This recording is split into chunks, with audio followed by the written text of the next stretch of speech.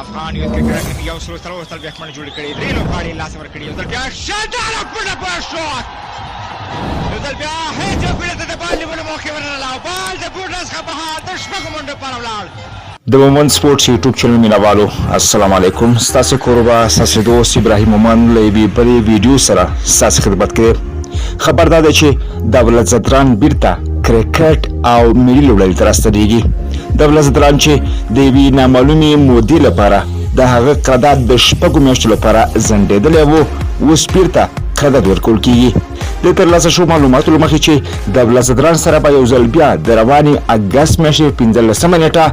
بیا سنټرل کانټراکټ یا مرکزی تړون وشي چې له مخې به یې له کرکټ بورډ څخه هره میاشت معاش ترلاسه کوي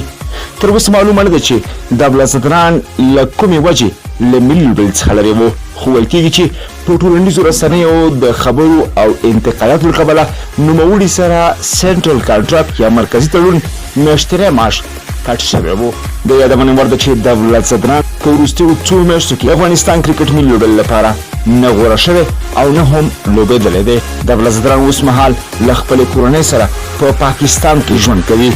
خو معلومه نه ده چې په شپږیزه او یا هم د افغانستان په نورو کورنیو کرکټ سیالیو کې به ولوبېږي او که نه ځکه د اوس لپاره افغان کرکټ ملي لوبډله هیڅ قسم نړیوالې سیالۍ په مخ کې نه لري د یادونې وړ ده چې دولت زدران د افغانستان کرکټ ملي لوبډلې تیزترینه باران لوبډلې څخه شمیرل کېږي چې 2011 کال راهیسې په دوامداره توګه د افغانستان کرکټ ملي لوبډلې لوبغاړی و دولت زدران د وروستي ځل لپاره د افغانستان په ګټه په 2019 کال 50 ورځې کرکټ نړیوال جام سیالیو کې د انګلستان په هیواد کې سیالۍ ترسره کړې او له هغې راوروسته له ملي لوبډلې څخه لرې کړی شوی دی